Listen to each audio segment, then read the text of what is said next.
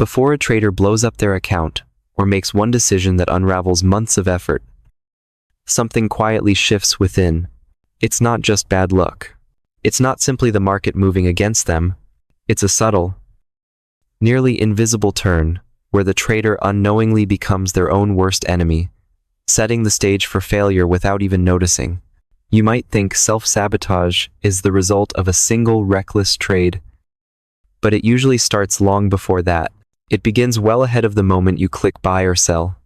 It starts when your mind begins to blur the line between two separate realities, the objective nature of the markets and your personal emotional landscape. Let me explain. The market doesn't care about your circumstances. It doesn't know your bills are piling up. It doesn't see that you've had a rough day. It doesn't understand you've been on a losing streak and desperately need this trade to succeed. But your brain carries all of that weight. And when the logical part of your mind that's supposed to execute trades starts reacting to the emotional part that feels pressure, fear, or urgency, you've already lost control before the trade is even placed. This is where self-sabotage hides, not in the action itself, but in the mental state that leads to it. Most traders assume losses come from flawed analysis.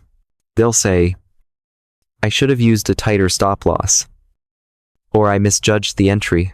But peel back the layers, and something deeper emerges. They knew the risk, they understood the system, and still, they ignored it. That's not poor strategy, it's a psychological breakdown. The brain is wired to avoid pain and chase gratification. And the markets are an ideal stage to trigger both impulses.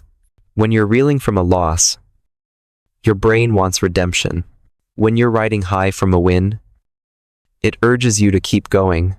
In both cases, you're drawn away from your plan. That's why the most dangerous moment in trading isn't necessarily during a loss, it's during an emotional spike. Positive or negative, because in those moments, you're no longer analyzing, you're negotiating. Picture this, you've been taking hits all morning. You're annoyed. You see a setup that doesn't meet your criteria, but you talk yourself into it. It's close enough. You think? That's self-sabotage at its core, not because the trade fails, but because you've just trained your brain to override your rules. It gets easier next time. Then it becomes second nature. Now you've built a habit of self-destruction. Or maybe you've just had your best trade of the month. You feel unstoppable. You jump into another position, not because it aligns with your plan, but because you feel on fire. That's the same trap. The emotions shift, but the mechanism behind them stays exactly the same. Your trading decisions are being influenced by you, not by the market itself. The darker side of trading psychology is that even when you fully understand what's happening, you might still repeat the same mistakes. Self-sabotage doesn't come from lack of knowledge. It's the gap between knowing what to do and actually doing it. And the wider that gap becomes, the more harm you can do to yourself. So why does that disconnect exist? Because your brain isn't one-dimensional. There's your conscious mind, the part that understands your game plan, your risk controls, your analysis. But there's also the subconscious, the layer that holds your fears, doubts, and deeper motivations.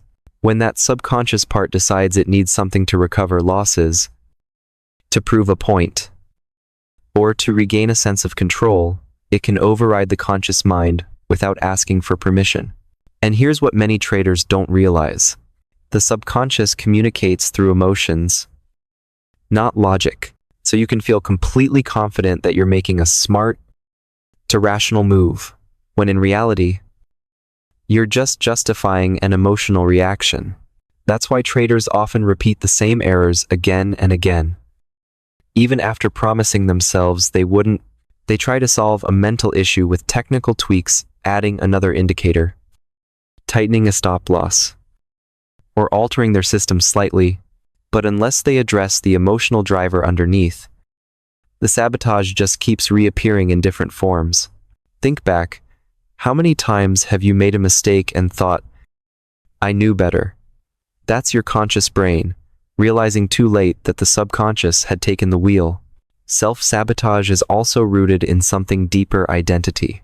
If deep down you don't fully believe you're capable of being a consistent and disciplined trader, you'll unknowingly behave in ways that match that belief.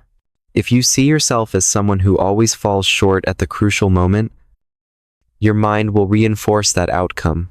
This is how the downward spiral begins. One emotionally charged mistake creates a belief. That belief causes more mistakes. Over time, that cycle becomes your new normal. Not because the market beat you, but because you trained yourself to fail. The most dangerous part: you won't see it happening. Self-sabotage often hides in plain sight. Each decision seems reasonable. Each trade feels justified.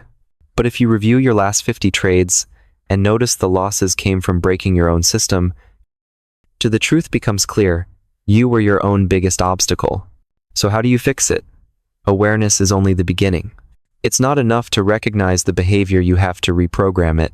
That means interrupting the cycle every time you feel a surge of emotion. That means stepping away even when your instincts scream to stay in. That means teaching your subconscious that you can take actions that go against your impulses and still be okay. Now, here's the hard truth. Most traders will never break this cycle. Not because it's too complicated, but because doing so would mean letting go of the part of trading they secretly crave: the thrill, the intensity, the false sense of control. If trading is your escape from boredom, en stress, or a lack of confidence, then working on your mindset will feel like draining all the excitement out of the experience. And for many traders, they'd rather continue losing money than give up that feeling. That's why so many stay stuck. They're not just battling the markets, they're hooked on the emotional roller coaster that's keeping them down. Most traders think the enemy is the market itself. They blame the unexpected spike, the news they didn't catch in time, the fake breakout that stopped them out, or the candle that defied logic. They think sabotage comes from something outside their control. But the reality is far more unsettling. The real enemy doesn't exist on your screen. It's in your head. It's the internal voice that second guesses, hesitates, overreacts, and pushes you to do the opposite of what you planned. Self-sabotage isn't always loud or explosive. It's not a massive loss that hits out of nowhere. It's like rust creeping in quietly and weakening your structure bit by bit. In trading, that rust is your subconscious programming. You can study every technical pattern, master every rule of risk, and still sabotage yourself if a part of you deep down believes you're not meant to succeed. And you'll keep creating scenarios that prove that belief true. It rarely feels obvious while it's happening. You skip a clean entry and jump into the next candle out of FOMO. You move your stop under the guise of letting it breathe, when really, you're avoiding the sting of being wrong. You take profits too early. Not because the chart told you to, but because you're afraid to lose what you've gained, even though your strategy said to hold. These choices feel logical in the moment. They seem like reasonable tweaks. But in reality, they are subtle betrayals. Betrayals of your plan, your discipline, and your decision-making process. And what makes it dangerous is that it doesn't show up all at once.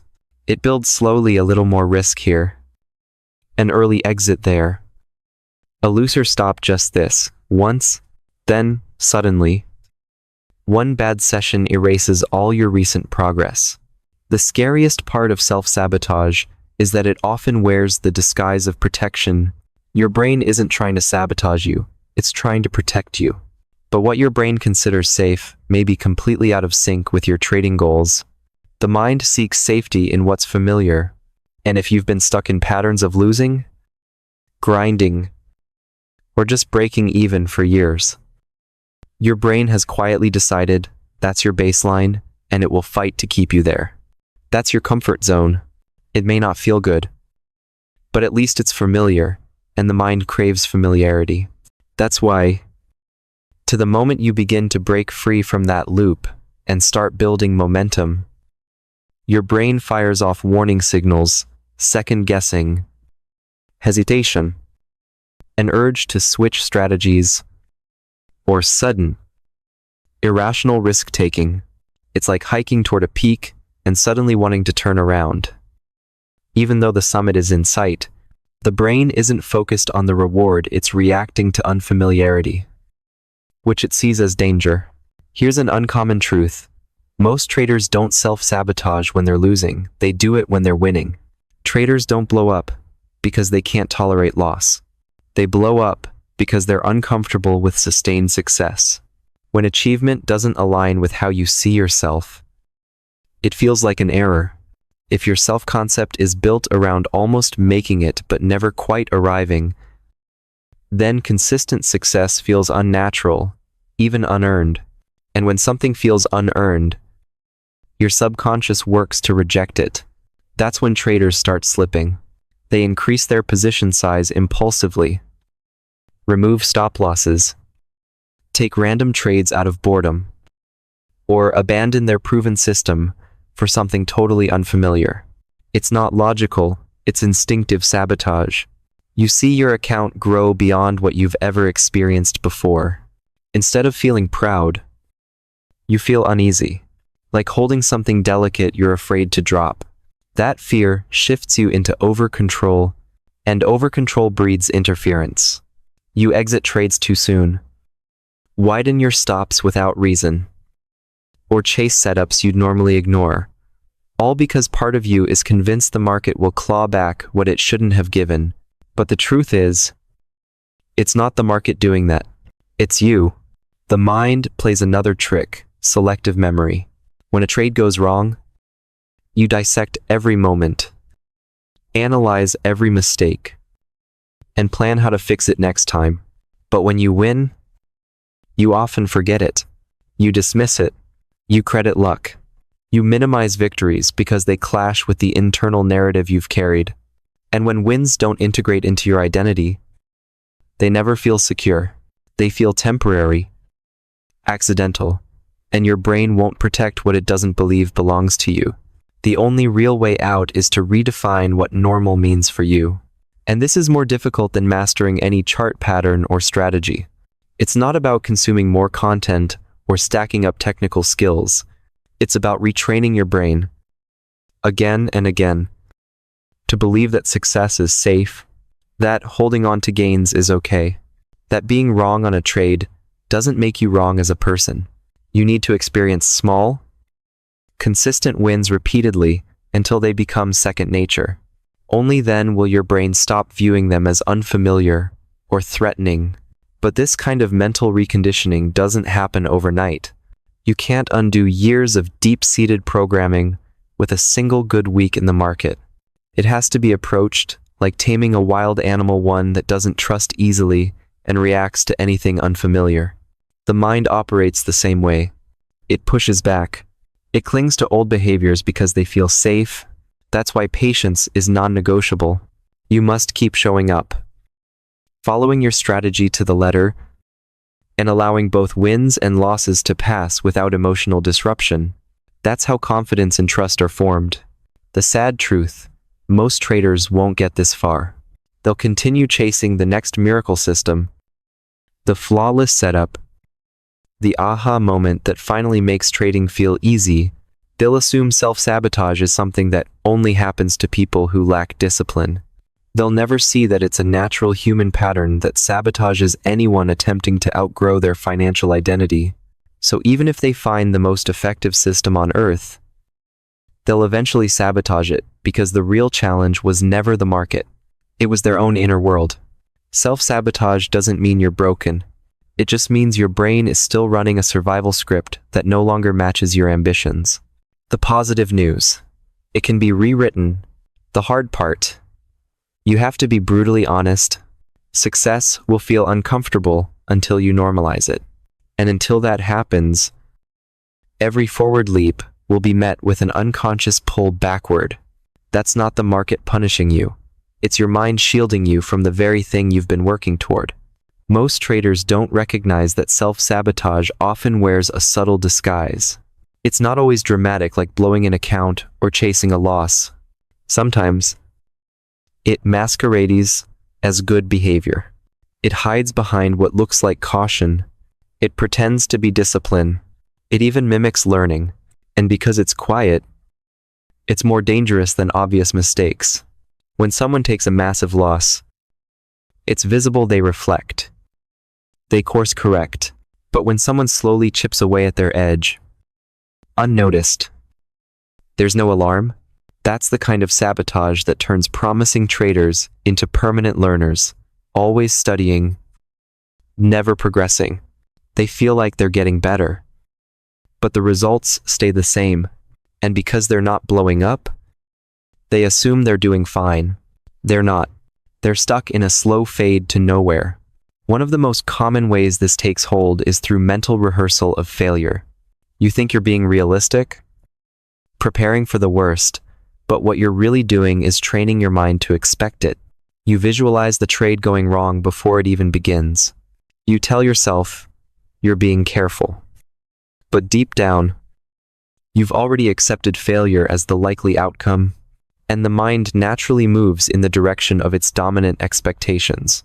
When you expect loss, your behavior will unconsciously align with it. One subtle yet destructive form of self-sabotage is finding comfort in chaos. Some traders unknowingly keep their environment volatile because they've become attached to the thrill of battling uncertainty. They'll make last-second decisions, abandon their strategy mid-trade, or impulsively jump into new markets. Ask them why, and they'll tell you they're being flexible, but in reality, they're creating turbulence because calm and control feel foreign to them.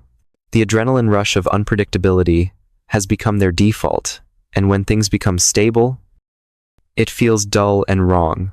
Then there's the trap of over-preparation. At first glance, it looks like dedication, but in many cases, it's actually driven by fear. It's the endless loop of needing just one more signal, one more indicator tweak, one more article, all while the trade opportunity slips by. On the surface, it seems like caution, but underneath, it's avoidance disguised as responsibility. It's fear hiding in the costume of thoroughness. Fear of success is another overlooked driver of self-sabotage. For some, their hitting their targets doesn't bring satisfaction, it brings discomfort. It threatens their identity. If you've always seen yourself as the one still trying, then suddenly achieving consistent profits can feel like an identity crisis. Now there's pressure to sustain it. And if deep down you don't believe you're worthy of it, your mind will quietly find a way to bring you back to your comfort zone, even if that zone is failure. Another layer is hidden in misplaced loyalty. Traders often cling to outdated strategies, mentors, or communities not because they still serve them, but because moving on feels disloyal, even when the approach no longer fits. They stick with it out of emotional attachment, or they follow advice from trusted voices that contradict their own judgment, because questioning those voices feels wrong. These patterns don't exist in isolation. They often feed off one another. A trader over-prepares out of fear, then freezes and misses a trade. That missed trade reinforces the belief that they need to prepare even more, or one invites chaos, leading to poor trades, which confirms the belief that they need to work harder, which drives even more emotional, chaotic decisions. The cycle tightens until something eventually breaks. The solution doesn't lie in more indicators or chart time. It starts with radical self-honesty, with acknowledging how you're quietly sabotaging your own progress, and deciding to rewrite the patterns that keep you stuck. Self-sabotage doesn't always show up as a dramatic collapse. More often, it's the result of hundreds of small choices made unconsciously, each one slightly misaligned with your plan. Each one quietly pulling you away from your goals. Strip everything back, and here's what you find: the brain craves familiarity. And if failure, inconsistency, or underachievement is what feels familiar. Your mind will subtly recreate that environment. The trader's real challenge isn't just learning how to win, it's teaching the brain that success is safe, normal, and expected. Because once winning becomes your standard, self-sabotage loses its grip. Most traders underestimate self-sabotage. They assume it's just a bad habit, a few poor trades, or a discipline issue that can be patched up with a new system or routine. But in reality, self-sabotage doesn't just live in your trading activity, it lives within you. And unless you're willing to dig deep and face that part of yourself, no amount of technical mastery will save you. The outcome will repeat itself. Here's the darker side of it. You can be failing and not even realize it. It might not be a huge mistake or a blown-up account. Sometimes, it's doing everything right but doing it in the wrong context. You execute your strategy, but at the wrong time, in poor market conditions, or with inappropriate sizing. You follow your process, but something deep down ensures it happens when odds are stacked against you. You feel like you're being disciplined, but your equity curve keeps declining. That's the most dangerous version of sabotage, the kind hidden beneath the appearance of professionalism. Why does this happen? Because your mind seeks balance. If you've been conditioned for years with certain beliefs around money, in success, or self-worth, your subconscious works relentlessly to keep you anchored there. If a part of you, even a small part, believes you're not meant to be wealthy, your mind will engineer proof. It'll let you touch success briefly, but not hold on to it. That's why so many traders double their account, only to fall back to where they began. It's not the market doing that, it's internal programming, resetting you to your mental baseline. And this baseline can be hard to detect. You might consciously target $10, 000 per month. But if your internal thermostat is set to $2, ling ling ling, anything above that feels unnatural. And what feels unnatural, your mind will try to eliminate. So you subtly misstep, take one extra trade, skip a valid setup, widen a stop just slightly. Then you blame it on randomness or bad luck. But it's not randomness, it's your default wiring. Here's the harsh truth, that wiring is often older than your career. It began long before you ever opened a chart, shaped by your upbringing, family dynamics, and early experiences with money. Your trading account isn't fighting the market. It's battling your personal history. Maybe your parents argued about money. Maybe you grew up hearing that wealthy people are selfish. Or maybe, every time you had more than enough, something bad happened and it vanished. Your trading account doesn't erase those early impressions, it amplifies them. Every movement on the chart becomes a trigger. Every loss feels like confirmation, and every win feels like something to be feared. To break free, and you have to do something. Most traders never will separate your sense of self from your performance. As long as a losing trade feels like a reflection of who you are, you'll always be at risk of self-sabotage. Because the moment you begin winning, that old programming kicks in.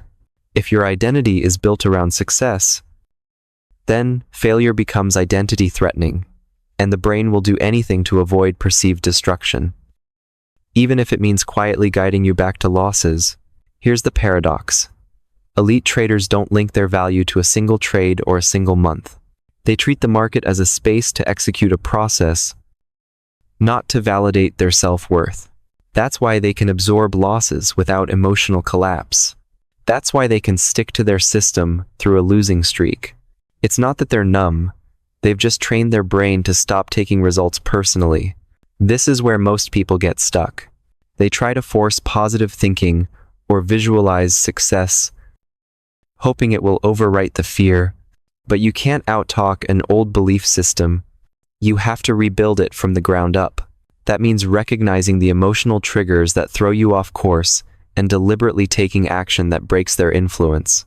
It could mean stepping away after a big win to prevent the invincible mindset from hijacking your discipline, or purposely trading smaller after a loss to teach your nervous system that it's okay to stay in the game.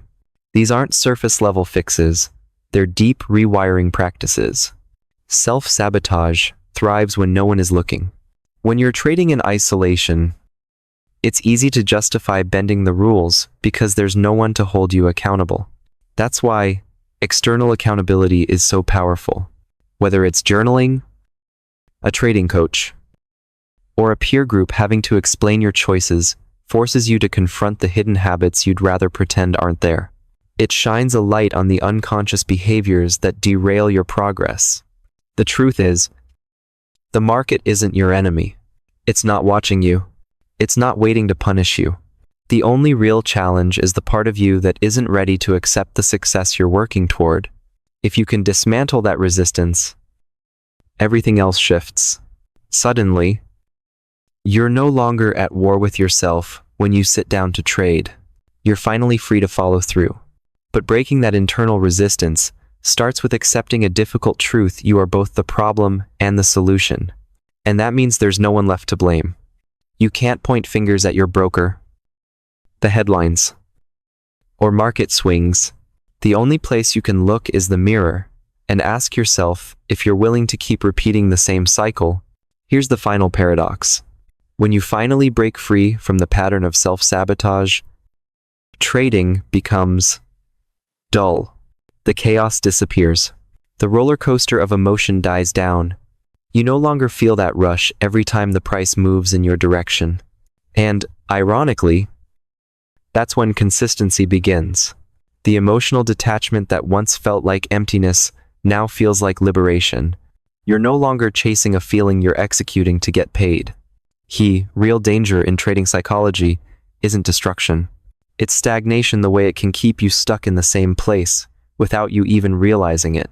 Most traders remain unaware of the inner forces working against them. That's why they never progress. But for the few who wake up and recognize the game being played in their own minds, everything shifts.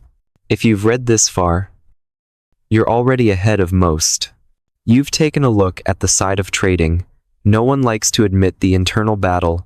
The only thing left to ask is, what will you do with that awareness? If this message resonated with you, consider subscribing. Each week, we explore the real mental edge in trading, the part that actually separates winners from everyone else. And I want to hear from you. What's one recurring pattern in your trading that's been holding you back, even though you know better? Drop it in the comments. Let's have a real conversation.